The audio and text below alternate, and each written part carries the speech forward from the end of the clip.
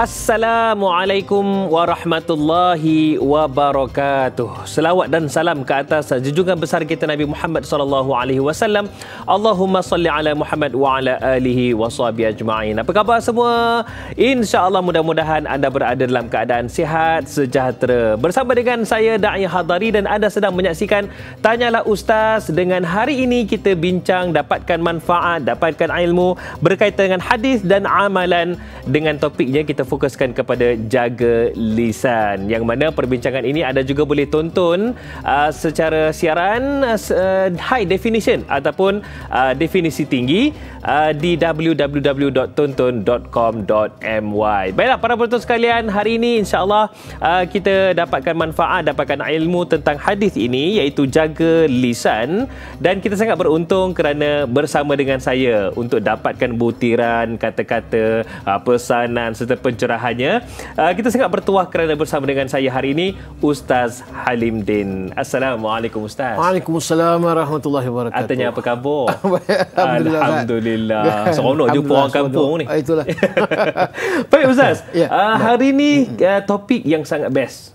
Sangat seronok lah, sebab kalau ikutkan zaman dulu lagi, teman ni sejak zaman sekolah agama lagi disebut Tok Guru kata jaga kata-kata, jaga lisan. Tambah-tambah zaman sekarang ni zaman canggih Ustaz ya. Lisan ni bukan sekadar pada mulut saja, tapi dah sampai ke tangan. Betul. Jadi saya yakin banyak yang Ustaz akan kongsikan insya-Allah.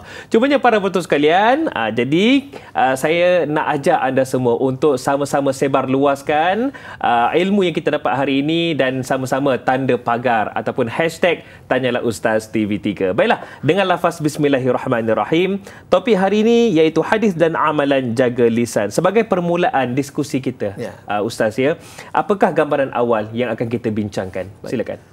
Bismillahirrahmanirrahim. Assalamualaikum warahmatullahi wabarakatuh. Waalaikumsalam. Alhamdulillahirabbil alamin wal 'aqibatu lil muttaqin wala 'udwana illa 'alal zalimin wassalatu wassalamu ala Rasulillah wa ala alihi wa ashabihi ajma'in. Subhanaka la 'ilma lana illa ma 'allamtana innaka antal alimul hakim wa la haula wa la quwwata illa billahil aliyyil azim.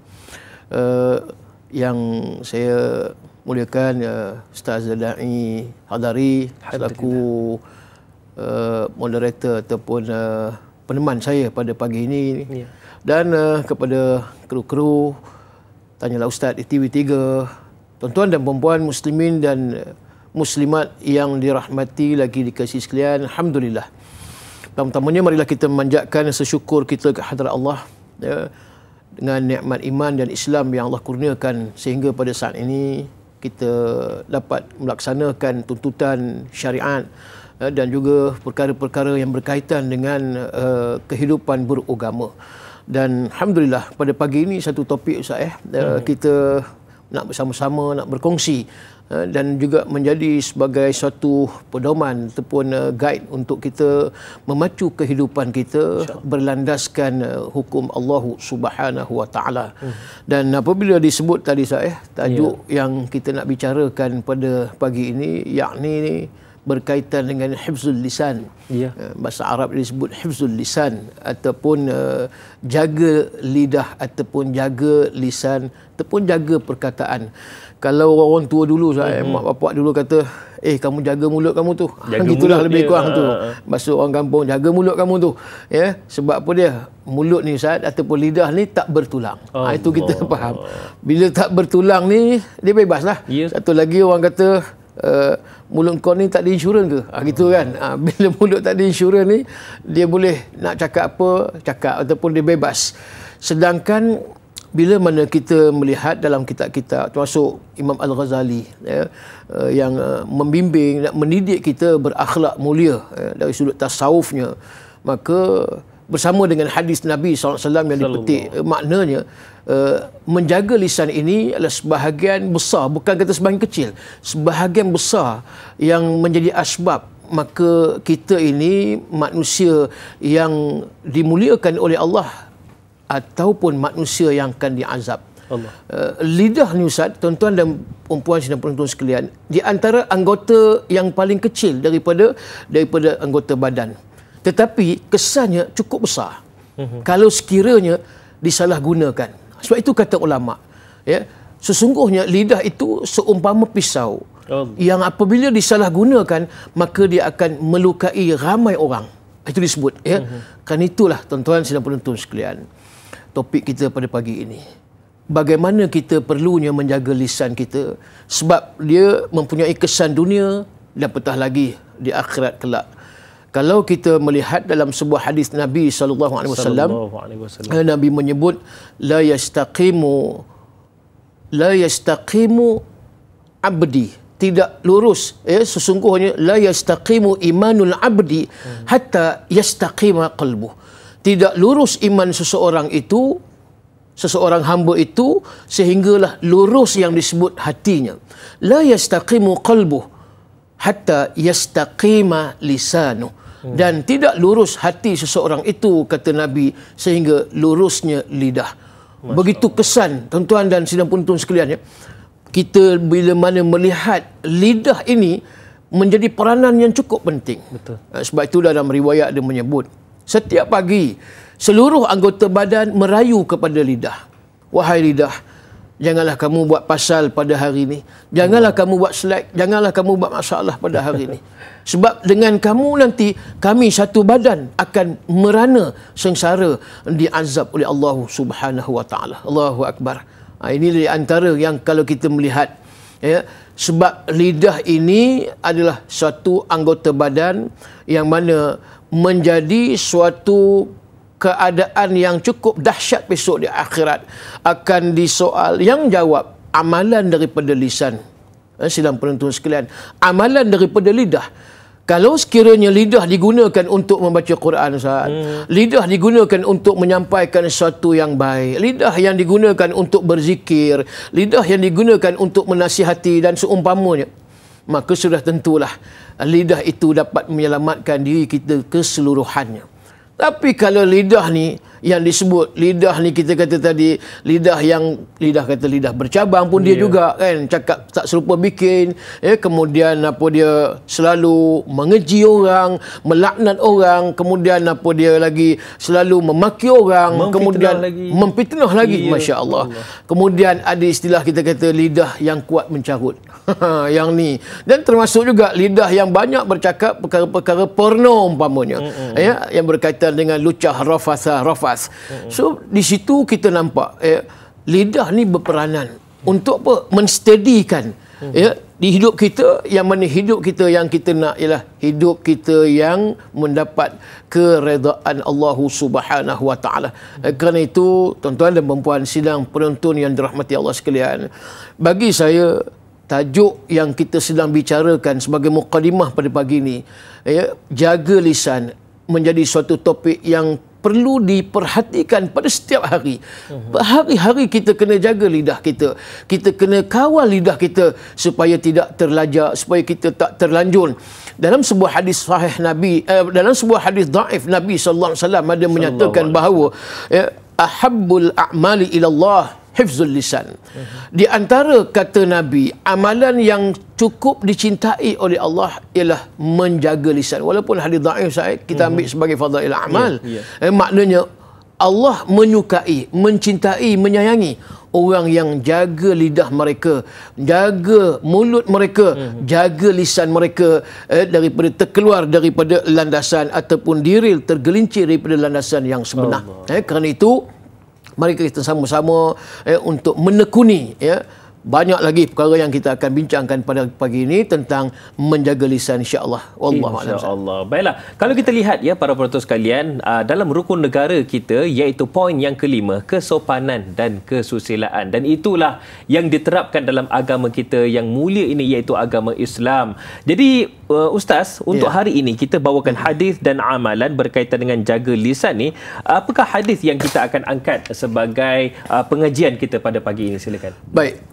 Di dalam sebuah hadis Nabi sallallahu alaihi wasallam yang diriwayatkan oleh Imam At-Tirmizi, Rasulullah pernah bersabda, laisal mu'min bit-ta'an walal la'an walal fahish walal badhi, atau kama qala. Maksud dia apa dia? Seorang mukmin bukanlah ianya orang yang disebut sebagai pencela. Seorang mukmin maka dia bukan pelaknat. Seorang mukmin maka dia bukan mengucap sesuatu perkataan yang kotor, dan juga seorang mukmin dia tidak berkata sesuatu yang keji. Ini di antara hadis yang diriwayat oleh Imam Tirmizi, Ustaz. Bagaimana Nabi menyatakan sifat satu orang mukmin, satu orang yang beriman kepada Allah, maka mereka cukup menjaga lisan mereka. Dia tidak menjadi orang yang mudah, simply kita kata boleh mencela, memaki, ataupun mengutuk, ataupun mengumpat, dan macam-macam dah, soal fitnah dan sebagainya. Dan termasuklah lidah yang suka menyebut perkara-perkara kekotoran, lucah, ataupun tadi disebut mencarut. Ini kita kena jaga-jaga, sebab larangan itu ada sehingga peringkat kepada haram dan berdosa besar. Bukan kata berdosa kecil. Walaupun ada sebahagian ulama menyebut, contoh ada mengumpat, kategorinya khilaf, ulama ada kata yang dosa kecil, tapi banyak mengumpat itu pada perkara yang boleh mendatangkan kesannya dosa besar. Sebab itu bila hadis ni disebut oleh Nabi SAW, maknanya ciri orang yang beriman, tuan-tuan dan sidang penonton sekalian, perlu menjaga lisan. Bukan sekadar dia semayang, bukan sekadar dia puasa, zakat, haji, maka lidah ini. Sebab itulah kalau kita lihat menongkan, kenapalah 5 waktu sehari semalam yang Allah perintahkan, dalam sembahyang itu disebut beberapa perkataan yang diucapkan dan dengan perbuatan, bermula daripada takbiratul ihram dan diakhiri dengan salam. Bila mana kita kata ada dalam solat rukun qauli, maknanya rukun yang mana kita kena ucap, dia bukan dalam hati. Rukun qalbi kita niat, Ustaz. Qasad ta'arud ta'yin, saja aku sembahyang apa, zuhur kerana Allah. Tapi bila mana kita lihat lagi, ada lagi rukun dia, iaitu rukun qauli, takbiratul ihram, menyebut Allahu Akbar, Allah Maha Besar. Kemudian apa lagi? Rukun qauli, Al-Fatihah Ummul Kitab. Nampak? Kemudian apa lagi yang kita disuruh, iaitu sebagai rukunnya tahiyat akhir, membaca selawat ke atas Nabi, kemudian memberi salam. Ini rukun qauli. Maka walaupun kita nampak begitu je rukun qauli dalam solat, dia memberi kesan kepada jiwa diri kita, supaya kita bercakaplah sesuatu yang baik. Bercakaplah sesuatu yang memberi kesan dan manfaat yang baik kepada orang lain. Begitulah antaranya, Ustaz. Baik. Kejap je lagi, alang-alang Ustaz ada sebutkan tentang kaitannya orang-orang yang beriman itu. Adakah yang dikatakan mereka yang tidak menjaga lisan ini sebenarnya bermasalah pada imannya? Adakah menjadi ukuran imannya? Kejap je lagi, Ustaz, ya? InsyaAllah. Baiklah, nantikan selepas ini jawapannya. Tanyalah Ustaz, biar tahu, jangan keliru.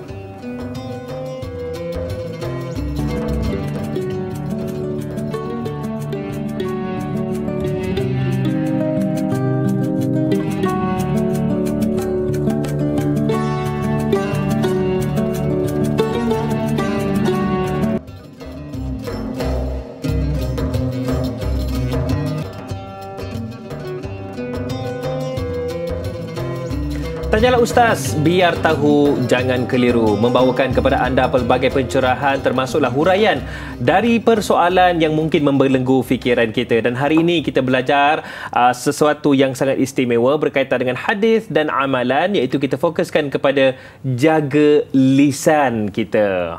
Pagi-pagi, macam pagi sekarang ni, janganlah pula kita sebarkan kata-kata yang tak elok, kita ucapkan kata-kata yang tak elok. Ada pencerahannya hari ini berkaitan dengan jaga lisan ni. Kita bersama dengan Ustaz Halim Din. Baik, Ustaz. Sebelum kita rehat tadi, saya ada tinggalkan satu soalan. Bagaimana, adakah mereka yang tidak menjaga kata-kata ini mungkin mudah untuk menghukum orang lain, mengata itu dan ini, tambah-tambah pergi kedai kopi, Ustaz. Artinya macam benar ini bawangnya. Adakah itu menjadi ukuran keimanan seseorang, Ustaz? Baik, dalam sebuah hadis Nabi SAW yang diriwayat oleh Imam Bukhari, Nabi bersabda, "Man kana yu'minu billahi wal yawmil akhir falyaqul khairan aw liyaskut aw liyasmut." Baik. Nabi menyatakan, sesungguhnya bagi orang yang beriman itu, Nabi kata, bila dia bercakap, maka hendaklah dia bercakap yang baik. Falyaqul khairan. Kalau dia tak boleh bercakap perkara yang baik, kata Rasulullah, aw liyaskut ataupun liyasmut, maka hendaklah dia berdiam diri. Jadi artinya, ciri orang yang beriman tadi, man kana yu'minu billah, yang beriman kepada Allah dan hari akhirat, maka hendaklah dia berkata yang baik.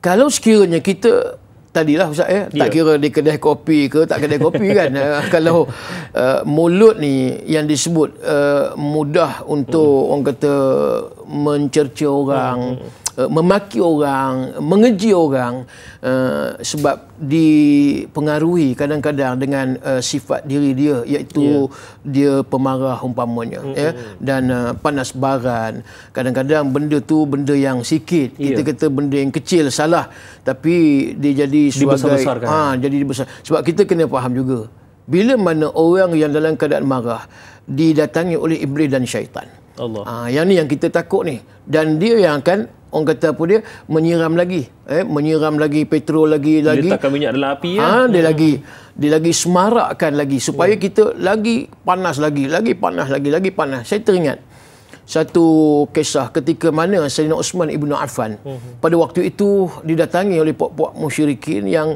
mengeji Sayyidina Uthman, kutuk Sayyidina Uthman, cemuh Sayyidina Uthman, dan dikatakan lebih kurang 3 kali dimaki, dicerca, dicemuh apa semua. Sayyidina Uthman pada waktu itu mula-mula dia berdiam diri, tapi mungkinlah kot bagi Sayyidina Uthman, mungkin dia nak mempertahankan, dia nak defendkan Islam ni macam itulah. Dan waktu itu Nabi ada dekat Sayyidina Uthman. Jadi bila mana kali yang keempat Sayyidina Uthman jawab, dan jawapan tu mungkin agak memberi kesan kepada puak-puak yang mengeji Sayyidina Uthman tadi, dengan bahasa yang agak mungkin keras kita kata.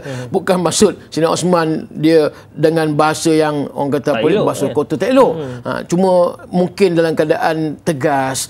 Jadi waktu itu Nabi berpaling dan Nabi beredar daripada situ. Lalu kata Sayyidina Uthman, "Ya Rasulullah, kenapa engkau beredar daripada tempat ini?" Nabi menyatakan, sungguhnya bila kamu menjawab, maka di situ sudah ada dihadiri oleh iblis dan syaitan. Dan aku tidak mahu campur dengan iblis dan syaitan tadi. Maknanya Nabi tak nak bersama dengan iblis dan syaitan. Hanya kerana dijawab. Itu nampak. Begitulah akhlak Rasulullah, begitulah Nabi amat memelihara diri dia. Nabi tak mau, tuan-tuan dan sidang penonton sekalian, bila mana ada iblis dan syaitan, Nabi lari. Bukan maksud Nabi takut dah. Nabi tak nak mengeruhkan lagi keadaan. Nabi tak nak campur dengan iblis dan syaitan. Jadi kerana itu kita lihat orang yang beriman ni, macam mana pun dia rasa nak marah, macam mana pun dia rasa macam tak boleh tahan, orang hina dia, cemuh dan sebagainya, kita kata orang yang semayang. Maknanya bila kita orang yang semayang ni kena banyak sabar. Kena sabar. Ini di antara yang kita kena lawan. Daripada kita balas balik dengan ucapan, dengan perkataan. Sebab Allah Subhanahu Wa Taala menyebut dalam surah Qaf ayat 18, bila Allah menyatakan, ma yalfizu min qaulin illa ladaihi raqibun atid. Kata Allah, maka sesuatu ucapan itu tidaklah diucapkan melainkan ada malaikat yang mengawas, yang menjaga, iaitu raqib dan atid. Jadi bila mana Allah menyebut di situ, ertinya kita tidak dibiarkan mulut ni sesedap apa yang kita nak sebut ataupun apa yang kita nak ucap. Kamu kena ingat, di sebelah kiri dan kanan kamu ada yang mengawas, ada yang mencatat, yang mencatat. Jadi apabila kamu mengeluarkan, bukan kata satu huruf Ustaz, berhuruf-huruf. Kalau kita ni dah maki orang, Allah, berjela-jela, berbakul-bakul. Itu kita kata berbakul-bakul. Cuba bayangkan. Makna di situ kita nampak satu larangan ataupun suatu perhatian yang Allah nak beritahu. Kamu jangan sekali-kali mengucapkan sesuatu yang disebut perkataan yang keji, perkataan yang menyakitkan hati orang. Dan kalau sekalipun kamu marah, maka marah kamu itu berpada. Sehingga Nabi sebut kepada sahabat waktu dalam perang Badar Al-Kubra, Nabi kata, wahai sahabat, kamu jangan maki, kamu jangan keji mayat-mayat orang-orang kafir ni yang dah dibunuh. Makna Nabi sampai peringkat kata, padahal dalam Badar tu menang. Dalam Badar tu menang satu Ustaz. Lepas tu pula tuan-tuan, orang tu orang kafir. Maknanya apa lagi dah kita katakan, orang kafir, pada muka kau. Gitulah bahasa kita kan, kita kata pada muka kau, mati tampak, sampai tangan pun habis kena pancung umpamanya, kepala kena pancung. Nabi kata, wahai sahabat, kamu jangan melaknat, jangan kamu mencemuh, jangan kamu mengeji. Nabi nak menjaga akhlak, nampak, sampai peringkat walaupun puak kafir tadi dah mati, tak usah. Habis dah mati dah. Jangan kamu keji, jangan kamu melaknat, jangan kamu mencemuh dia. Walaupun dah tak ada nyawa dah. Begitulah cara Nabi tarbiyah kepada sahabat, dan begitu juga hadis, sebab orang yang beriman tadi dia tidak boleh mengeji dan bercakap kotor, dan begitu juga melaknat sesiapa, hatta sekalipun orang itu bukan daripada kalangan orang yang beriman, orang kafir sekalipun. Kerana itu kita teringat balik bagaimana Nabi meraihkan jenazah Abdullah bin Ubay bin Salul, yang anaknya Abdullah, nama dia juga Abdullah bin Ubay bin Salul. Bila Abdullah minta, wahai Rasulullah, tolong solatkan jenazah bapa aku. Nabi layan. Kemudian yang kedua, ya Rasulullah, dia boleh, mula-mula Nabi diminta kepada Rasulullah kain yang Nabi pakai, baju untuk apa? Mengkafankan bapaknya di rumah. Maka Nabi bagi. Yang kedua, minta solat jenazah, pun Nabi turuti. Sampai peringkat Nabi nak usung jenazah ke kubur. Cuma ada di situnya ayat yang turun, apa dia melarang, seterusnya Nabi mengiringi jenazah. Ini orang munafik, bahkan bapa munafik. Padahal Rasulullah kenal siapa Abdullah bin Ubay. Nabi bukan tak kenal kan, orang kata kan, dia punya langkah bunyi tapak kasut tu pun Nabi dah kenal siapa ni. Tapi Nabi cukup menjaga, nak menceritakan bahawa inilah Islam, inilah agama Islam yang nak dijiwai oleh semua orang yang menganut Islam, supaya Islam itu adalah agama yang baik. Islam itu agama yang bukan hanya pada agama, tetapi konten kandungan pada agama itu termasuklah segala perkataan, segala perbuatan, dan juga segala apa yang ada dalam hati mesti melambang dan mencerminkan kita as a Muslim, as a mukmin, sebagai satu orang Muslim dan juga satu orang yang beriman kepada Allah. Wallahu a'lam. Baik, ada soalan daripada Sirna di Facebook. Katanya, apakah punca-punca orang yang suka mencarut dan berkata lucah ni Ustaz? Dan hukum mencarut tu sendiri. Yang kedua, apakah impak negatif, kesan negatif dalam kehidupan bagi orang yang suka mencarut dan azab Allah Subhanahu Wa Taala kelak? Ya, terima kasih yang bertanya. Bila mana disebutkan tadi, orang yang suka mencarut, kalau kita kata puncanya maknanya dia tidak melihat ataupun tidak yakin bahawa yang apa yang disebutkan oleh Allah tadi, dikirakan dia ada malaikat yang mencatat. Malaikat yang mengawas setiap apa yang kita sebut. Bila disebut perkataan mencarut ni, maknanya benda haram. Betul. Mencarut ni jelas nak sebutnya adalah haram. Bila haram, maknanya berdosa. Sama ada dia dosa kecil ataupun dosa besar. Mungkin kita kata dosa kecil, mencarut. Tak kira lah. Apa juga bahasa kalau kita katakan kalau dah marah ni. Itu di antara kalau kita lihat puncanya. Disebabkan kenapa? Kita tak sabar. Bila tak sabar, kita rasa macam kita mencarut maki orang tadi. Kita rasa puas. Puas hati aku nampak. Dapat kau. Contohlah gitu kan. Aku macam-macam lah. Dia menganjingkan orang. Dia sebutlah macam-macam. Bahasa orang Perak, apa Ustaz? Kita kata gampang umpamanya kan. Bukan nak mencarut ni tuan. Nak sebut, gampang kamu ni. Contoh. Orang Perak faham. Orang Perak faham. Tapi gampang Indonesia lain. Gampang Indonesia dia senang. Tapi gampang apa dia orang Perak, dia satu sebutan yang disebut sebagai satu makian kan. Cercaan. Dan begitu juga tadi, bila dengan mencarut, sebut macam-macam, mak engkau punya, bapa engkau punya, itu ini apa semua. Ini melambangkan bahawa orang ni bukan berdiri di atas satu pendirian yang dia orang yang benar-benar faham dengan agama. Sebab kalau mengambil sunnahnya, Nabi tidak mencarut dan Nabi tidak melaknat sekalipun. Bukan orang itu orang yang disebut orang Islam. Sampai Nabi jaga sungguh. Kita tak boleh balik kepada apa yang disebutkan tadi oleh Rasulullah, laisal mu'min bitta'an walal la'an.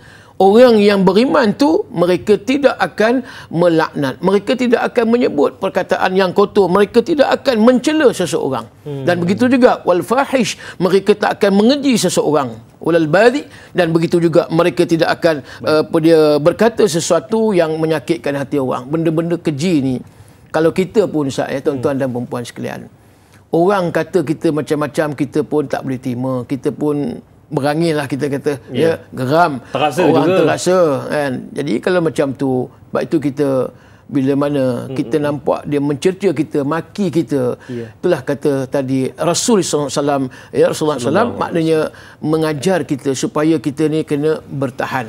Jadi soalnya tadi, apakah punca orang yang mencarut tadi? Satu, mungkin dalam keadaan dia tidak dapat mengawal dia punya emosi, kemarahan dia. Kemudian dari sudut ilmunya, mungkin dia tak sampai. Apa yang dimaksudkan tadi, bahasa yang kotor dari sudut ilmunya, itu adalah sesuatu yang jijik di dalam Islam. Sebagaimana kita semayang, maka ambil daripada ibrah pengajaran semayang. Tak ada dalam semayang kita nak maki Tuhan, tak ada dalam semayang kita nak sebut benda-benda tak elok. Semua dalam semayang kita sebut, tengok ayat-ayat Allah, kalam Allah yang bersifat mukjizat, zikirnya, tasbihnya. Bila mana kita mengakhiri solat, maka begitulah kita nak menzahirkan apa daripada semayang tadi, maka kita membawa dalam kehidupan kita. Kalau orang tak semayang, ini di antara boleh jadi punca. Orang yang tak semayang, dia suka mencarut, mulut tak dijaga, dia suka maki orang, kemudian dia rasa ada benda yang dia tak puas hati. Dan bila mana orang provok dia, dia melatah, dia cepat melatah. Dia jadi rasa geram. Dan Islam mengajar supaya kita banyakkan tadi bersabar, kemudian defend, tahan diri daripada nak berucap dengan perkara yang tak elok. Dan sebab itulah bila mana puasa yang kita lakukan itu, maknanya kita menahan diri. Sama juga menahan lidah, mulut daripada berkata-kata perkara yang tidak elok, termasuk yang disebutkan tadi, mencarut. Yang kedua tadi, Ustaz? Ya, sedikit impak negatif kepada mereka yang suka berkata-kata kotor ataupun mencarut ni. Baik. Seorang ulama yang bernama Ibrahim bin Masirah ada menyebut, di hari kiamat nanti, orang yang banyak mencarut, orang yang banyak berkata-kata yang kotor tadi, mengkeji orang, maka mereka didatangi dalam keadaan seperti mana anjing. Allah. Disebut jadi benda-benda yang macam ni kita nampak macam mudah kita kata, tapi di antara juga Nabi menyatakan dalam hadis, syurga diharamkan ke atas orang yang mengkeji, orang yang bercakap kotor, bercakap lucah, orang yang bercakap sesuatu yang tidak baik kepada orang yang lain. Itu kalau nak sebut nanti ribahnya lagi, mengumpat, mengadu domba, namimah, kemudian fitnah. Yang tu lagilah bergandanya. Jadi kerana itu, jaga lisan kita, insya-Allah mudah-mudahan kita menjadi diri kita sebagai contoh tauladan kepada orang yang lain. Wallahu a'lam. Allahu akbar. Baik, itu dia. Mudah-mudahan kita semua menjaga lidah kita, dan beramal ibadah itu bukan sekadar kita banyakkan ibadah, tapi lisan itu perlu dijaga, Ustaz ya. Takut nanti bankrupt amalan kita sebab apa? Lisan tak dijaga. Baiklah, kejap je lagi Ustaz, saya nak tanyakan, ada satu firman Allah Subhanahu Wa Taala berkaitan dengan satu gambaran bagi mereka yang mengata orang ni makan daging saudara yang mati. Nantikan soalannya selepas ini. Tanyalah Ustaz, biar tahu, jangan keliru.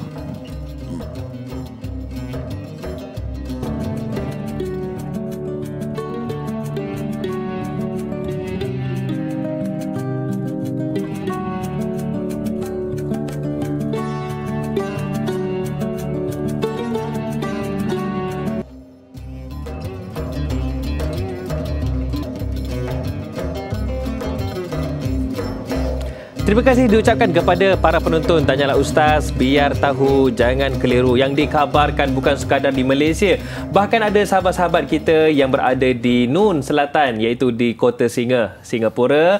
Bahkan ada yang menonton dari selatan Thailand dan juga di Brunei dan juga Indonesia. Terima kasih diucapkan, dan terima kasih juga kerana jadikan Tanyalah Ustaz sebagai teman anda pada pagi ini. Hari ini kita dapatkan manfaat, dapatkan ilmu berkaitan dengan hadis dan amalan. Kita bawakan perbincangan berkaitan dengan jaga lisan bersama dengan yang berbahagia Ustaz Halim Din.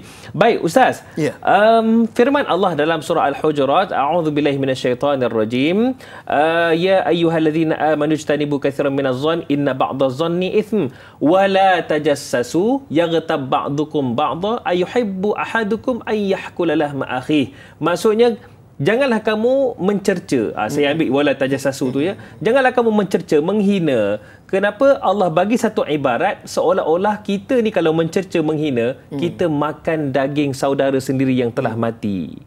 Mengapa sebegitu berat Allah bagi gambaran tersebut, dan apa hikmah di sebaliknya?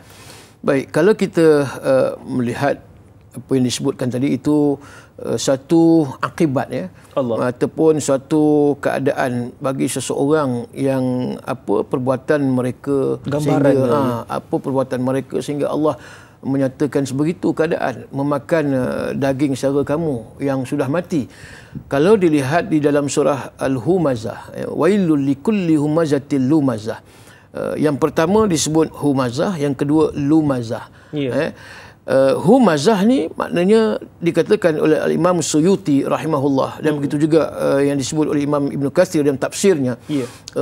Dikatakan humazah itu adalah ribah. Ribah ni maksud dia mengumpat seseorang, dan dia mengumpat itu orang tu tak ada di depan dia, maknanya dia di belakang. Bila dia mengumpat, walaupun perkara itu betul, maknanya dia mengumpat sesuatu benda yang dia sebarkan, dicerita pada orang itu aib yang kata kawan ni tadi, dan orang tu tak dengar. Sekalipun betul, maka itu satu keadaan. Dan kalau sekiranya benda itu tak betul, dia akan bertukar jadi satu benda yang disebut fitnah.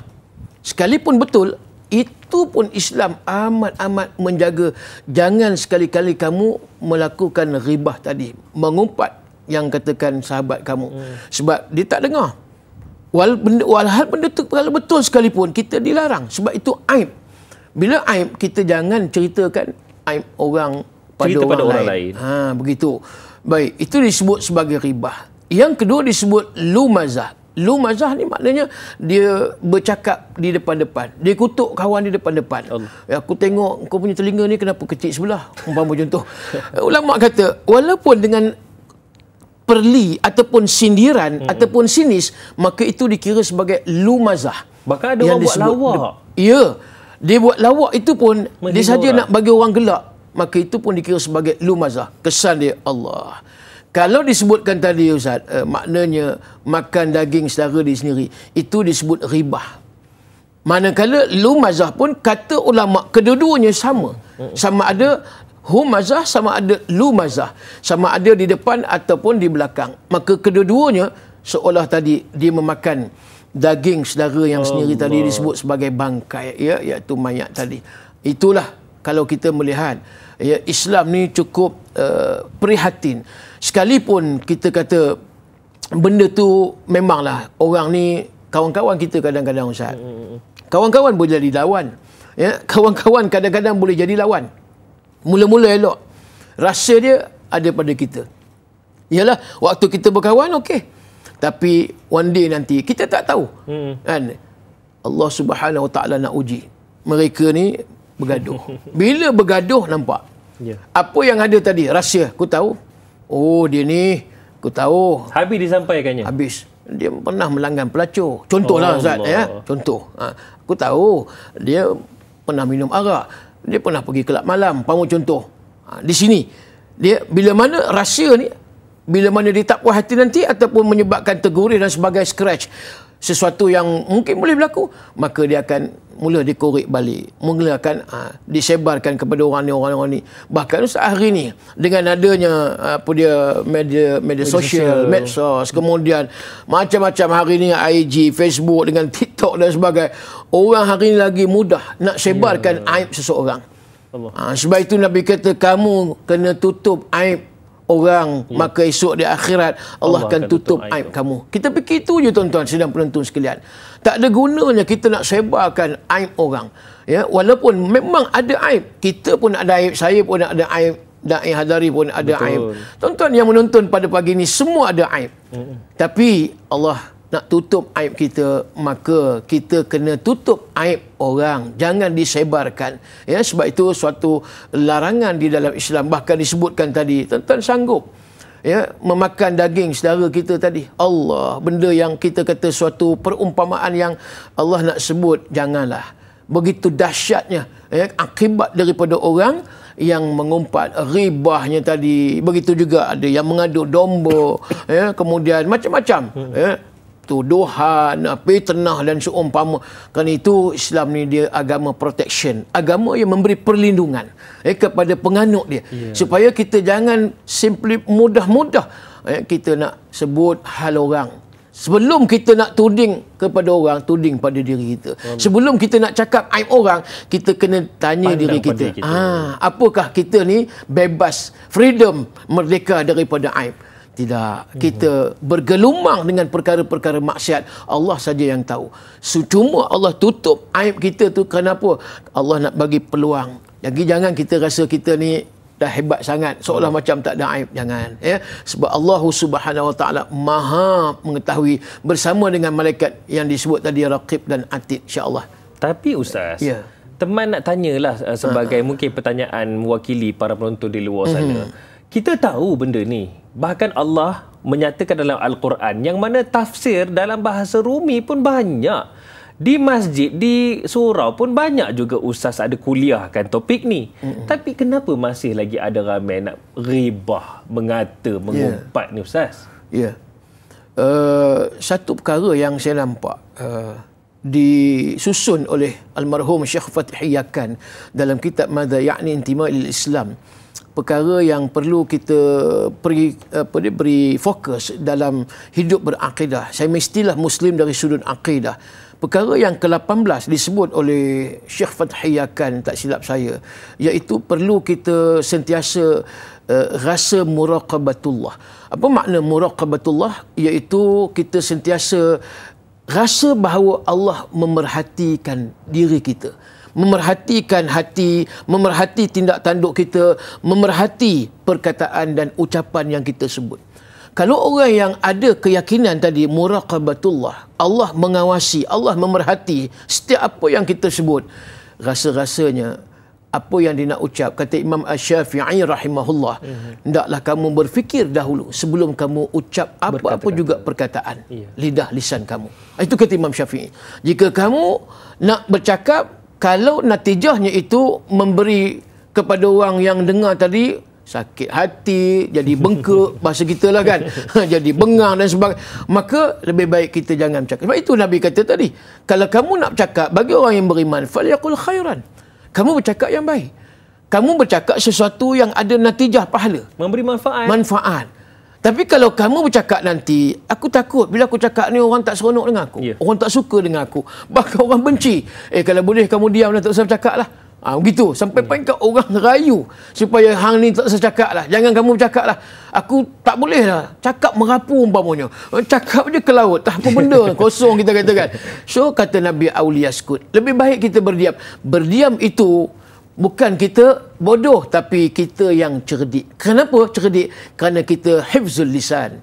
Balik kepada kita menjaga lisan, menjaga lidah daripada anggota badan yang lain terkesan yang akan mendapat sengsara, derita dan azab. Wallahu a'lam.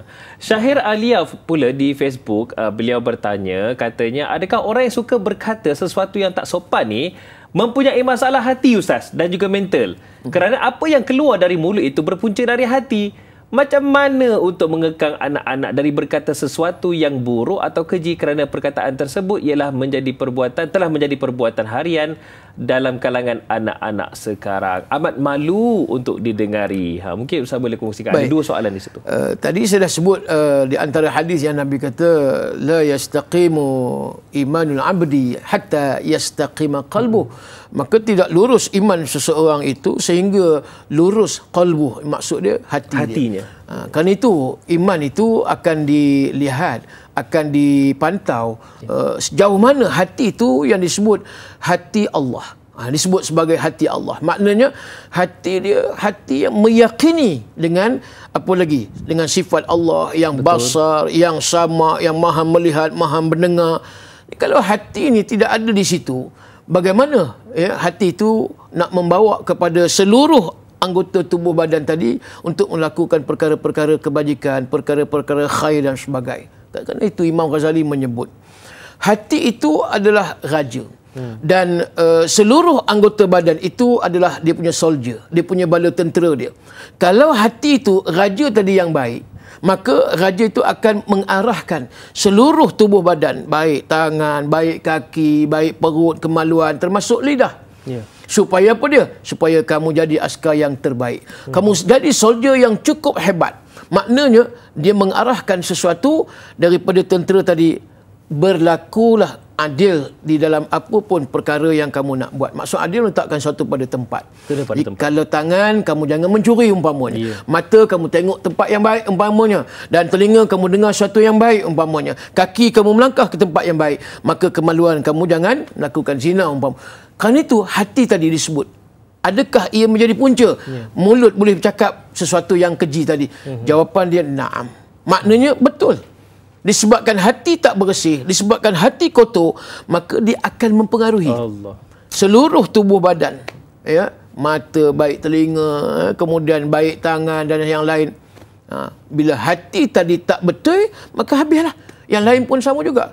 Kan itu kita perlu adanya tazkiyatun nafs, adanya penyucian jiwa, adanya pembersihan hati. Kan itu dalam pembersihan hati ini kita tak boleh lari, di antaranya ya, Al-Quran kita kena baca, kemudian solat jangan tinggalkan, dekat dengan Allah, dekat dengan Allah.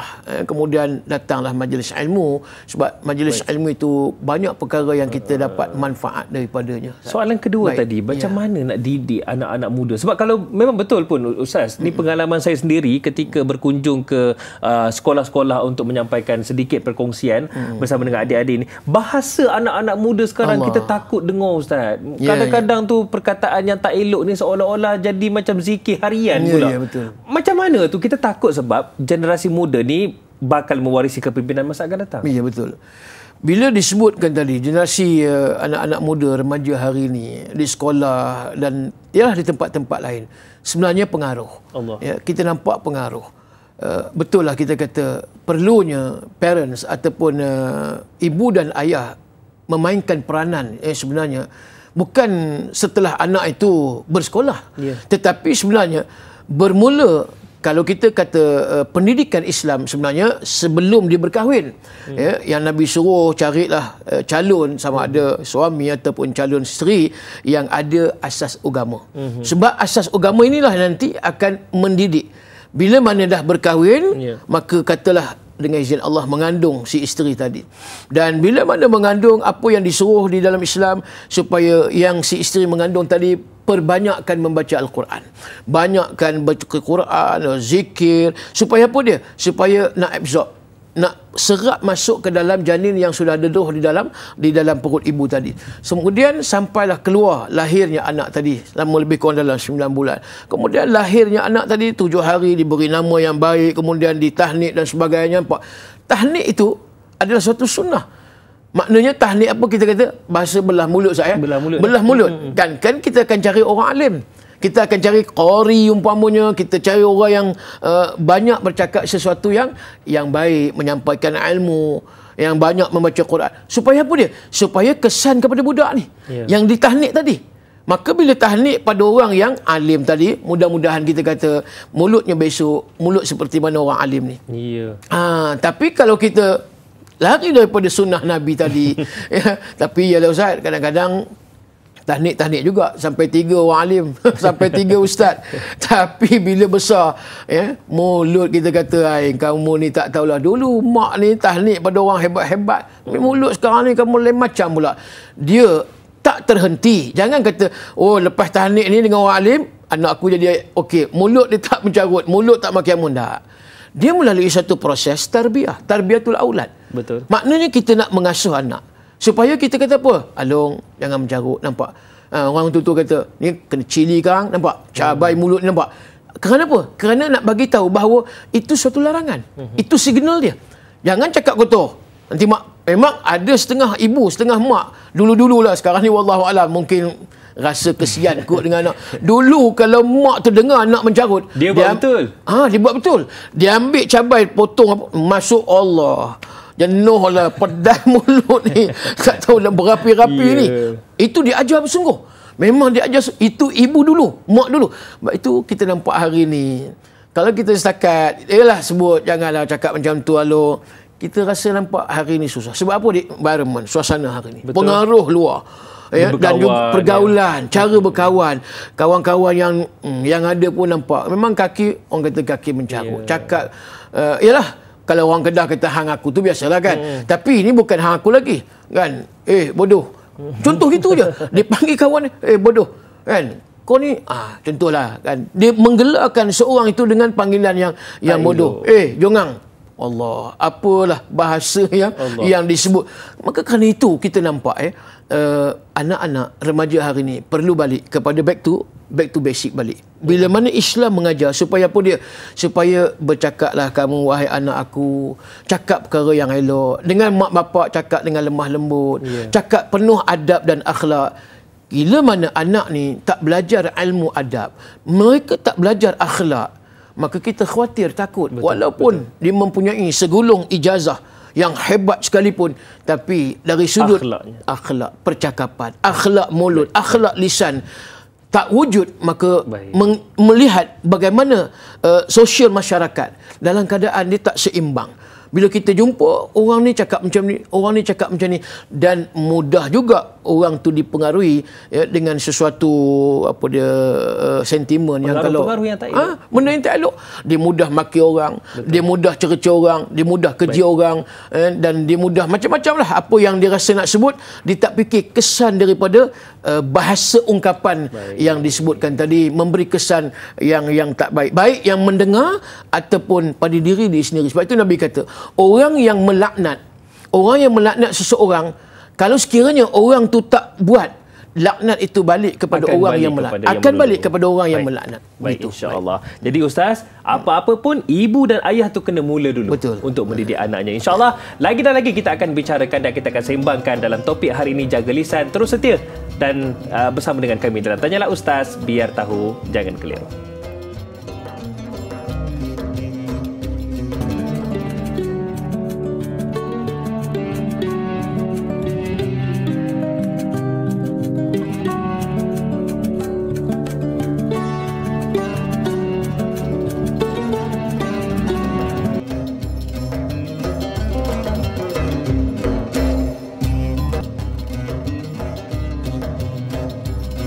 Para penonton sekalian, perasan atau tidak, sudah pasti setiap hari kita akan berhadapan dengan mungkin ada banyak persoalan yang membelenggu fikiran kita. Ada juga masalah-masalah yang menyebabkan kita tertanya-tanya, apalah huraian ataupun jawapan di sebaliknya. Jangan risau, di sini ada segalanya. Tanyalah Ustaz, biar tahu jangan keliru. Kita tampilkan ahli panel yang berbeza latar belakang, namun tujuannya tetap sama, iaitu berkongsi pencerahan dan juga jawapan bersama, insya-Allah. Dan hari ini kita dapatkan manfaat dalam hadis dan amalan. Topik yang kita fokuskan iaitu jaga lisan, bersama dengan yang berbahagia Ustaz Halim Din.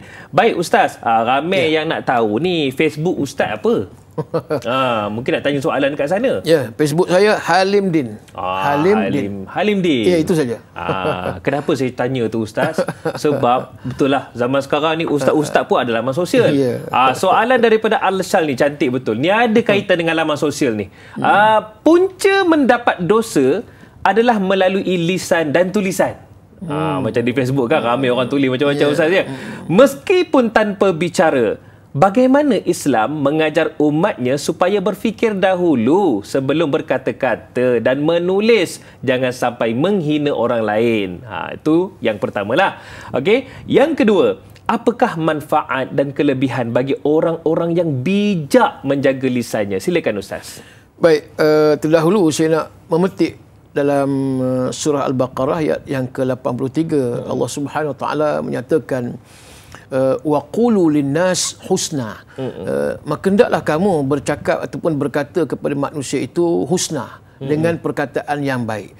Walaupun disebut perkataan, termasuklah sebenarnya tulisan. Dikatakan perkataan daripada mulut, lidah, maka samalah pada hari ini disebut tadi oleh Ustaz tentang peredaran masa dengan teknologi yang moden hari ini. Contoh, dalam keadaan yang cukup cepat, kita kata instant, segera, sesuatu maklumat yang disampaikan. Kalau kita kata type Assalamualaikum umpamanya, Assalamualaikum tu sahabat kita ada di UK umpama, ada di US, dia terus baca dan dia jawab Waalaikumsalam. Kan? Walhal ialah maknanya jauh kan kita kata, tapi kita boleh berhubung. Dan begitu juga kita boleh buat video call umpamanya, kita boleh apa lagi, voicemail ya Ustaz ya. Dan berbagai-bagai teknologi cara hari ini yang kita berkomunikasi, tak semestinya dengan lisan tetapi juga dengan tulisan. Baik, bila disebutkan tadi Umat Islam diajar supaya kita bercakap sesuatu yang baik tadi. Berfikir dulu. Berfikir dahulu. Kata Imam Syafi'i tadi. Bila kamu nak bercakap, maka hendaklah kamu berfikir dahulu kesan natijah daripada apa yang kamu cakapkan. Kalau sekiranya kamu cakap sesuatu yang baik, maka sudah tentu pahala. Sampai Nabi kata kepada sahabat, orang yang bersetubuh dengan isterinya, orang bersama laki dengan perempuan dah kahwin, dia bersetubuh suami isteri, maka di situ akan mendapat pahala. Kalau bersetubuh pun boleh mendapat pahala, maknanya kalau berzina dia akan mendapat dosa. Jadi bila bersetubuh sudah dapat pahala, bayangkan kalau kita ucapkan sesuatu apa yang kita nak ucap, perkara yang menatijahkan orang tu ikut kita. Bila kita berdakwah, orang dengar apa yang kita sebut, sampai setengah orang yang bukan Islam boleh menerima apa yang kita sebut tu sebagai hujah. Dia fikir, oh betul juga apa yang disebut. Allah Rasul. Allah yang disebut adalah Tuhan yang Maha Esa. Apa dia punya bukti dia? Maka disebut oleh pendakwah tadi ataupun penceramah tadi satu. Jadi orang tadi dia berfikir, betul, kalau tak ada Tuhan, bagaimana alam ini diciptakan? Contohlah. Maka akhirnya menarik hati dia untuk berjinak-jinak kepada Islam. Dengan sebab bahasa yang cantik, dengan hujah yang boleh dikatakan akal menerima, maka dia memeluk Islam. Allahu Akbar. Sudah tentu pahala yang cukup besar. Pahala, tuan-tuan dan puan sekalian, yang kita sampaikan tadi ucapan yang memberi kebaikan pada orang. Pahalanya berjalan. Dan sampai bila? Sampai kiamat. Tapi kalau sekiranya sesuatu yang kita taburkan tadi dalam bentuk fitnah, maknanya kita berdosa tak? Berdosa. Sampai fitnah tu memberi kesan kepada orang yang menjadi mangsa fitnah tadi. Nak ceritanya dosa yang kita dapat sampai bila? Sampai hari kiamat. Allah. Yang ni azab. Yang ni yang sebaliknya. Kalau pahala tadi, pahala berterusan sampai kita mati. Dan kalau sesuatu yang kita sebutkan tadi berbentuk tuduhan, berbentuk fitnah, bayangkan berpanjangan sampai kepada kiamat. Dosa yang kita dapat. Kenapa? Dosa yang kita fitnah, dosa yang kita tuduhan tadi. Begitulah kita risau, takut kalau sekiranya mulut kita bercakap tanpa berfikir terlebih dahulu. Kan itu disebutkan, jangan kita bercakap dalam keadaan sembrono. Jangan kita bercakap mengikut hawa ataupun nafsu semata-mata, kemarahan kita. Sebab kita tahu, macam orang kata, telajak perahu boleh berundur. Telajak kata buruk padanya. Yang ni. Baik. Sebab itu kita nak cakap sesuatu, kita fikir dulu. Supaya apa dia?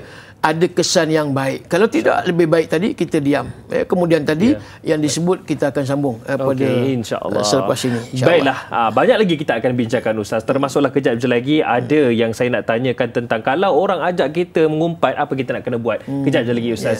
Kita akan tutup dulu di TV3 dan sambungannya di TV9. Sebentar sahaja lagi. Apa-apa pun, kalau anda terlepas info atau siaran dari awal, jangan lupa catch up semula. Anda boleh tonton semula di aplikasi Tonton dengan muat turun dan langgan sekarang. Terus setia, tanyalah Ustaz, biar tahu, jangan keliru.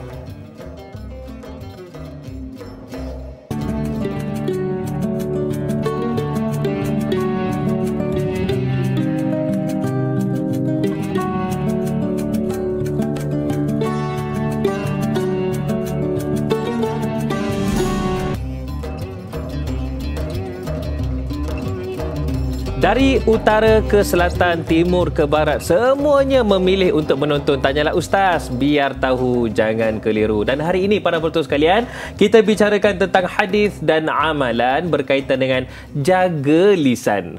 Bersama dengan yang berbahagia, Ustaz Halim Din. Baik, Ustaz, kalau ikutkan bola sepak ni dah masuk separuh masa kedua dah ni, Ustaz. Okey, kita nak kongsikan jugalah berkaitan dengan, katakanlah Ustaz, kita ni jaga lisan. Pergi kenduri. Kenduri ni biasalah Ustaz. Datang je ramai-ramai kawan tu dah mula ajak membawang. Ajak ribah, ajak mengutuk orang lain. Kadang-kadang tu macam-macam cerita ada. Macam mana sikap kita ni dalam masa yang sama tak nak nampakkan yang kita ni anti dia.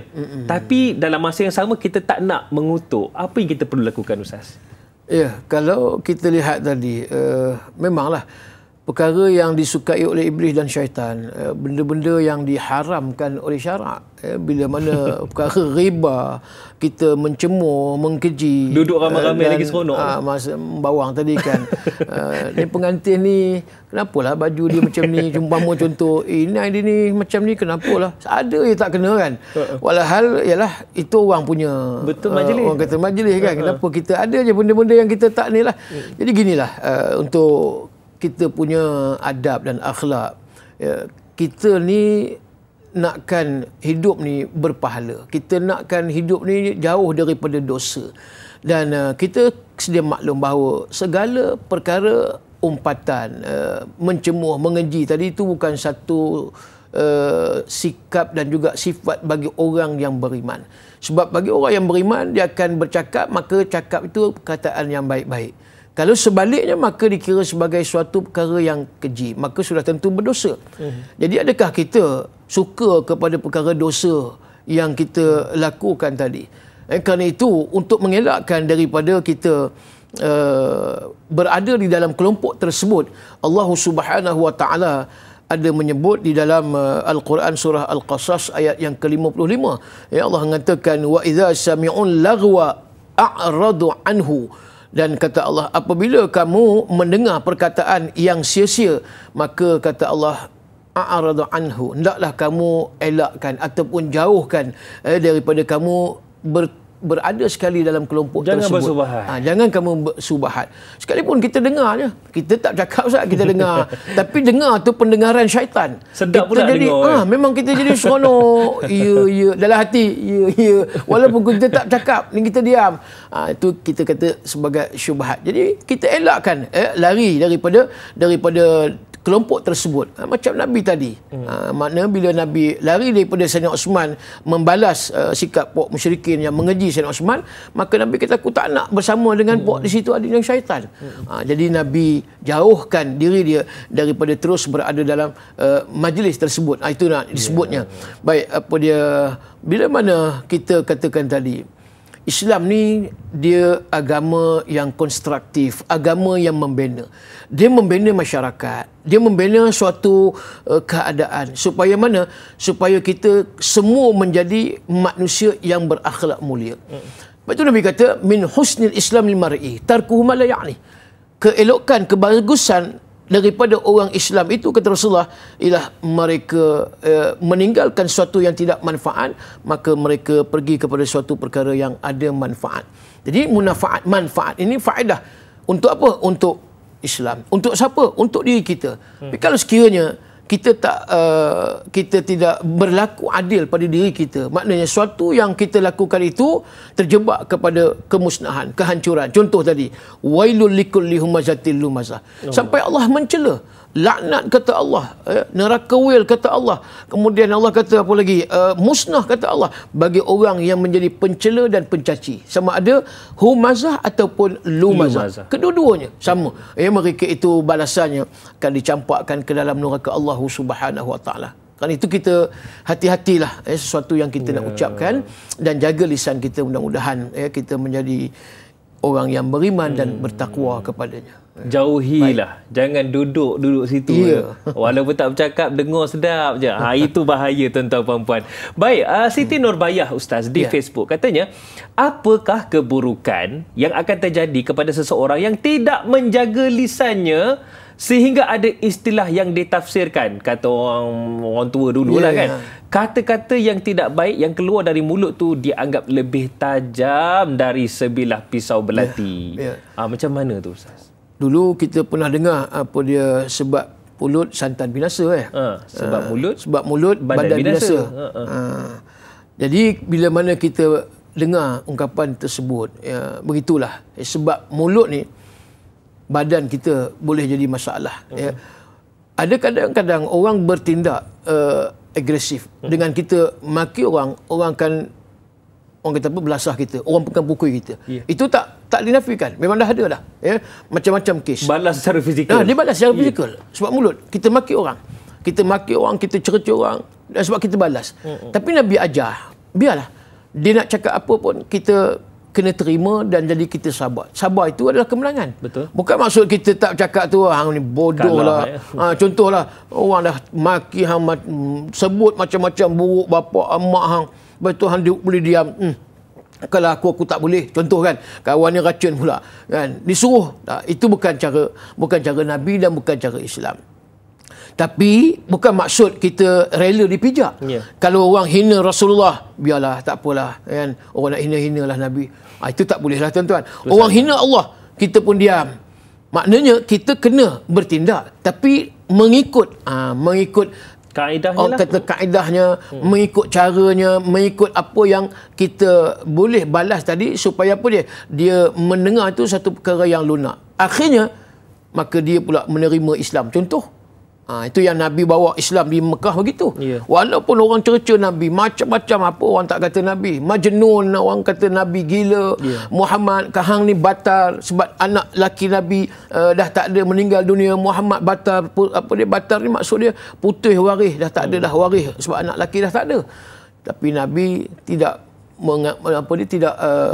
react dalam keadaan yang sembrono. Maksud Nabi react dengan keadaan yang cukup sopan santun. Sebab apa? Nabi nak attract. Nabi nak tarik minat orang supaya menerima apa yang Nabi bawa. Sebab Nabi kata, aku ni diutuskan bukan untuk melaknat orang. Bukan aku diutuskan untuk mencerca orang. Tapi aku diutuskan untuk apa? Untuk menarik orang kepada Islam. Jadi walau macam mana pun ujian yang Nabi terima di Mekah, khususnya kita kata bagaimana mereka, apa yang kata-kata kotor yang mereka tak sebut pada Rasulullah. Tapi Nabi bertahan, defend. Sebab Nabi fikir, aku ni nak tarik mereka biar mereka tengok ni akhlak Islam yang hebat. Ini yang dikatakan akhlak yang mulia daripada Islam. So berapa ramai orang yang tertarik dan akhirnya mereka convert dan memeluk Islam, walaupun mula asalnya mereka adalah puak-puak yang menyembah patung berhala yang tegar lah kita kata. Banyak kita nampak ya daripada kalangan sahabat Nabi yang mereka dulu adalah orang-orang yang hebat di dalam himpunan pemuka Arab Quraisy. Tapi bila Nabi tunjukkan akhlak, dakwah bil hal, dakwah dengan apa dia pakaian, dakwah dengan percakapan, dakwah dengan itu ini apa semua, orang tertarik dengan Islam. Ini yang lebih baik yang kita gantikan daripada kita balas sesuatu sebagaimana mereka memulakan dengan cemuhan, dengan makian dan seumpama. Kita zahirkan kebaikan.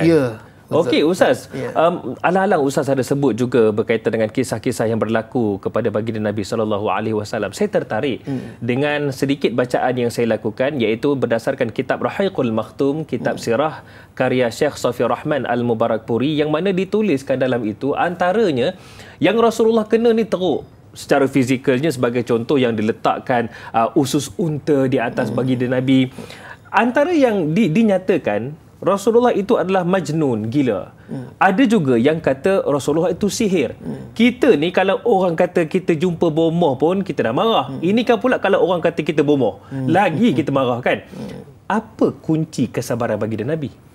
Baik, kita melihat akhlak Nabi sallallahu alaihi wasallam ni akhlak yang agung. Insan yang agung, maka akhlak yang agung. Innama bu'istu li utammima makarimal akhlak. Maka Nabi diutuskan untuk menyempurnakan akhlak manusia. Sebab itu kalau disebut tadi Ustaz, tuan-tuan sedang penonton sekalian, bagaimana Nabi menghadapi, Nabi nak tunjukkan satu akhlak Islam yang jernih, yang suci, yang kita kata inilah akhlak Islam yang mulia. Macam mana pun orang keji, kalau kita kata contoh satu peristiwa, Nabi dikutuk, dihina, Nabi ni pengotor. Sebab apa dia? Nabi banyak sujud, dan bila sujud debu muka. Maka debu muka itu diibaratkan sebagai orang yang pengotor. Sebab Nabi selalu sujud. Baik, Nabi tak, orang kata tak melatah. Nabi balas dengan Nabi kata apa dia? Apa yang kamu miliki? Macam kita kata, tak apalah, kamu nak kata aku, apa yang kamu dapat? Macam itulah Nabi balas, apa yang kamu dapat? Kamu nak kata-katalah, menjadi satu apa dia attack lah, kita kata sasaran. Mereka tahu bahawa ini apa yang mereka nak, bola gantung. Apa yang dapat mereka libah, mereka akan libah. Tapi Nabi hikmah. Nabi tahu macam mana Nabi nak berhadapan dengan mereka. Bagaimana Nabi nak approach. Contoh yang kita selalu dengar cerita perempuan Yahudi yang Bila Nabi balik daripada berdakwah, dia baling macam-macam lah. Dia hina, dia mencemuh, dia maki hamun Nabi. Tapi Nabi... Baik Ustaz. Bila sebut tentang Yahudi, wanita Yahudi lakukan macam-macam ni, mungkin ada kesudahan, adakah Rasulullah balas balik? Kejap lagi Ustaz ya. Kalau nak tahu, sabar. Pengakhiran cerita ni, kejap je lagi. Terus setia bersama kami. Tanyalah Ustaz, biar tahu. Jangan keliru.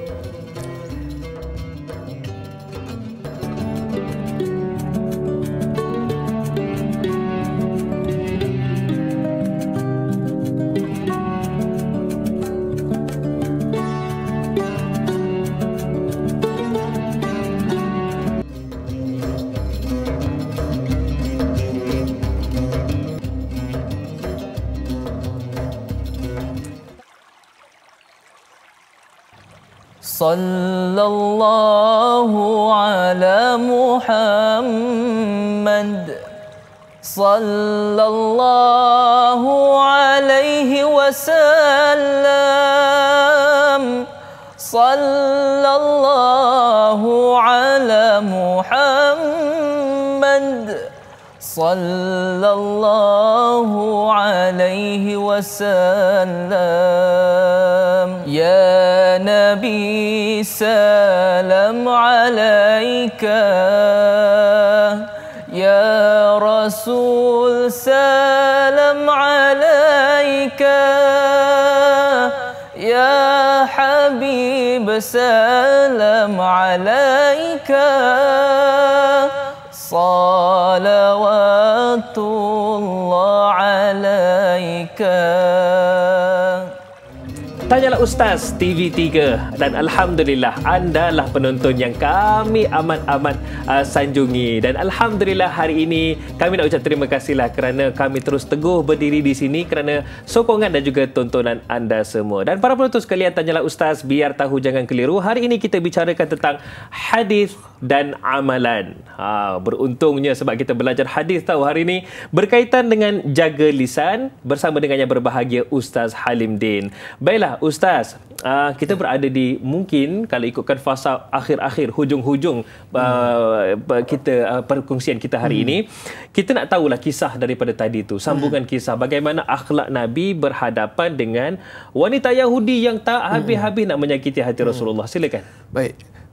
Sidang penonton yang dirahmati lagi dikasihi sekalian, kita lihat tadi Nabi menjadi suatu sasaran lah, orang musyrikin dan juga memusuhi Islam tadi.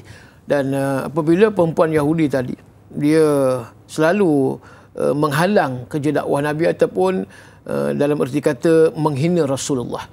Balik daripada dakwah adalah benda-benda yang dia nak baling ke ataupun dia nak maki hamun ke, yang bersifat perkara yang keji lah, kita kata yang kotor.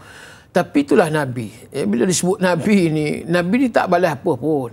Bukan kata Nabi ni tak boleh nak balas, tapi apa yang Nabi dapat. Bagi Nabi, kalau aku balas, apa yang dia buat, sama juga aku buat. Itu bukan dakwah. Itu bukan aku sebagai seorang Rasul. Bila Rasul ini, dia an-ni'budullah wajtanibut taghut. Menyeru kepada manusia supaya abdikan diri pada Allah dan jauh daripada penyembahan patung berhala ataupun akhlak jahat yang disebut taghut. Dan Nabi terpaksa bersabar, dan itu sebagai suatu adat dan juga resam dan menjadi suatu kebiasaan. Satu ketika Nabi balik daripada berdakwah, Nabi tengok dia tak ada. Jadi tanya sahabat, sahabat kata dia sakit ya Rasulullah. Nabi kata kalau begitu wahai sahabat, jom kita pergi ziarah dia. Nampak cara Nabi, tuan dan puan sekalian sedang menuntut. Bagaimana akhlak yang Nabi tunjukkan. Nabi kita jom kita pergi ziarah dia. Kalau kita agak-agak orang yang kita benci ni, orang yang macam-macam ni, buat Allah, caci maki, kita kutuk padat sangat. Kita kata rapat je kutuk ni. Kita agak-agak nak pergi tu, saya kata orang lain, adik-beradik kita sekalipun. Ada kadang-kadang 10 orang adik-beradik, mungkin salah seorang yang kita musuh dengan dia. Kalau dia sakit ke apa, kita kata biarlah kan, lantak dia, walaupun dia dia adik-beradik saudara sedaging, orang kata kan, apa dia adik-beradik kandung. Hati kita tu ni pula orang luar pula lagi. Tapi dah Rasulullah, Nabi boleh pergi rumah dan Nabi bawa makanan yang dimasak oleh isteri Nabi, dan Nabi beri dia makan. Dia tengok muka Nabi, Nabi tengok muka dia, dia kata, Muhammad ni orang yang aku buat anaya, yang aku zalim, yang aku buat macam-macam benda tak patut. Tapi dia boleh datang pada aku dan bawa makanan. Yang ni yang kata dakwah Nabi. Akhirnya aslimni ya Muhammad. Islamkan aku ya Rasulullah. Itulah akhlak Nabi, tuan-tuan. Approach pendekatan Rasulullah, ya. Berhadapan dengan orang yang membenci. Ya. Ada kala Nabi tegas dan banyak Nabi berlembut dan Nabi bersabar. Macam juga di Taif. Bagaimana bukit Jabal yang tawarkan kepada Nabi. Ya wahai Muhammad, Rasulullah, kalau kamu nak kami menghempap orang-orang Taif ataupun apa dia, ialah azab pada mereka ni. Sekarang juga kami hempap, timbul, habis, hancur mereka ni. Kalau kamu nak ya Rasulullah. Tapi Nabi jawab tidak. Biarlah aku nak berdoa kepada Allah agar mereka diberi hidayah, petunjuk oleh Allah. Itu senjata Nabi nampak. Nabi suka berdoa, Nabi mengharapkan kepada Allah. Pergantungan Nabi ni kepada Allah. Begitu juga kita, kalau kita rasa apa yang menyebabkan kita tadi lah orang hina, kadang-kadang stres kan.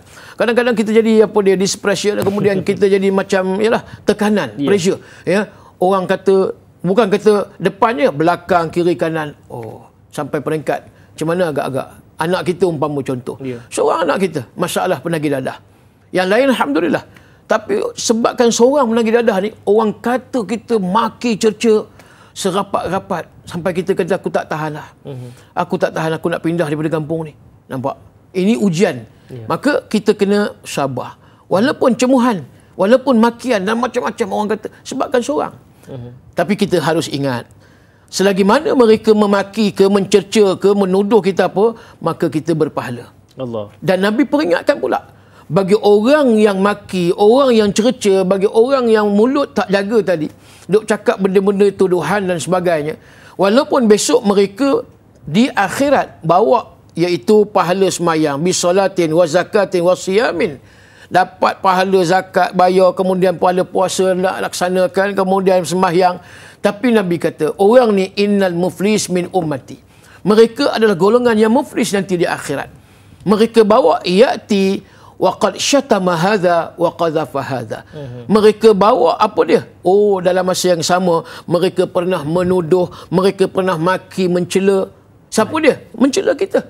Dan kata Nabi, esok di akhirat pahala yang ada pada dia berpindah pada kita. Allahu akbar. Dan dosa dah pahala habis dekat dia, dosa yang kita ada pula maka berpindah pula pada dia, bebanan dosa diganti pula dengan dosa.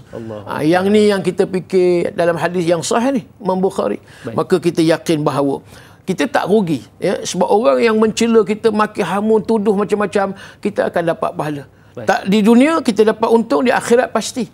Dan ingat insya-Allah, ya, Allah akan gugurkan dosa-dosa kita, ya. Allah pindahkan dosa kita pada orang yang maki, yang cerca dan tuduh macam-macam tadi pada kita. Satu ingatan bersama. Allahu akbar. Mudah-mudahan janganlah kita muflis kerana lidah kita tak dijaga. Baik, Ustaz, pelan tindakan ataupun mungkin Ustaz boleh kongsikan tips di hujung ni untuk kita semua bersama jaga lisan. Apakah antara tips? Di antara kata ulama, Imam Ghazali menyebut bila mana kita nak menjaga lisan tadi, gantikan sesuatu yang kita nak sebut tu melalui hati yang busuk, maka bila mana kita nak bercakap, maka bercakaplah sesuatu yang baik. Dan juga kata Imam Syafi'i tadi, sebelum bercakap kita berfikir. Baik, kemudian yang kedua, kita gantikan daripada bercakap yang lara, yang sia-sia, maka perbanyakkan kita berzikir, kemudian membaca Quran. Baik, itu di antara. Yang ketiga kata ulama, bagaimana kita nak menjaga lisan kita juga, maka hendaklah kita menguatkan keimanan kita kepada Allah. Yakin kita, tauhid kita perlu kita garap ataupun perlu kita teguhkan. Kerana dengan iman sahaja yang dapat menghalang, mengekang daripada lidah tadi nak bercakap sesuatu yang tidak baik dengan sifat cela dan seumpama dengan ini. Dan akhirnya kita nak menjaga lisan kita daripada bercakap sesuatu yang kotor, maka kita gantikanlah, ya, perkataan-perkataan yang baik, yang tidak orang kata apa, tidak memaksudkan sesuatu yang kita kata yang tidak baik. Contoh saya bagi satu perkara yang disebut oleh Ibnu Abbas. Sampai Ibnu Abbas, ya, sahabat Nabi, jaga lisan. Dia kata gini, kita gantikan perkataan jima Jimat tu kita kata macam bahasa Arab, memang bahasa Arab. Dan tak ada apa-apa yang kita boleh rasa benda yang kotor. Tapi bagi setengah orang, bila sebut jimat ni setubuh. Maka jimat ni kita gantikan dengan perkataan kata Ibnu Abbas, iaitu dengan perkataan apa? Yang disebut dengan apa dia, perkataan dukhul ataupun perkataan lams. Maksud dukhul, bagi orang yang faham dengan bahasa Arab, dia tahulah maksud masukkan kemaluan dalam faraj. Itu disebut jimat. Sebab perkataan jimat tu mungkin memberi satu bahasa kotor, lucah. Oi, dah jimat belum? Contoh bahasa. Maka kata Ibnu Abbas, ganti dengan dukhul ataupun dengan perkataan kalimah lams, yakni bersentuhan. Kalau itulah yang disebut oleh Ibnu Abbas, bermakna kita nak hifzul lisan, jaga lisan kita, gunakan suatu kalimah-kalimah yang dikatakan al-kalimatun thayyibah, yang memberi maksud yang lebih sederhana, yang tidak mengguris ataupun tidak memberi suatu persepsi yang tak negatif baik, yang negatif. Allahu akbar. Baiklah, doa untuk memurnikan program kita pada pagi ini, silakan Ustaz. Bismillahirrahmanirrahim. Alhamdulillahirabbil alamin. Wassalatu wassalamu ala Rasulillah wa ala alihi wa ashabihi ajma'in. Radina billahi rabba wa bil Islam dina wa bi Muhammadin nabiyyan wa rasula. Allahumma iftah alaina futuhal arifin warzuqna fahman nabiyyin wa ja'i khatamil mursalin. Allahumma arina al-haqqa haqqan warzuqna ittiba'ah wa arina al-batila batilan warzuqna ijtinabah. Allahumma aslih lana dinana alladhi wa ismatu amrina wa aslih lana dunyana allati fiha ma'ashuna wa aslih lana akhiratana allati ilayha ma'aduna. وجعل الحياة زيادة لنا في كل خير وجعل الموت راحة لنا من كل شر. اللهم اجعل جمعنا جمعا مرحوما وتفارقنا من بعده تفارقا معصوما. ربنا آتنا في الدنيا حسنة في الآخرة حسنة وقنا عذاب النار. وصلى الله على سيدنا محمد وعلى آله وصحبه وبارك وسلم. Alhamdulillahirabbil alamin. Amin ya rabbal alamin. Terima kasih kepada yang berbahagia Ustaz Halim Din kerana sudi bersama dengan kami pagi ini. Kita sembang-sembang dapatkan ilmu dalam hadis dan amalan, iaitu jaga lisan. Terima kasih Ustaz. Insya-Allah kita akan bersama lagi Ustaz ya. Insya-Allah. Baiklah para penonton sekalian, orang yang bertakwa bukanlah orang yang paling banyak amalannya. Akan tetapi orang yang bertakwa ialah mereka yang datang tulus dari hatinya takwa dan amat-amat takut menggoris hati orang lain, sesama makhluk, ataupun memberikan satu perkara yang negatif hasil daripada lisannya. Ingat dan amalkan, insya-Allah. Saya Dai Hadari mohon permisi undur diri. Assalamualaikum warahmatullahi wabarakatuh.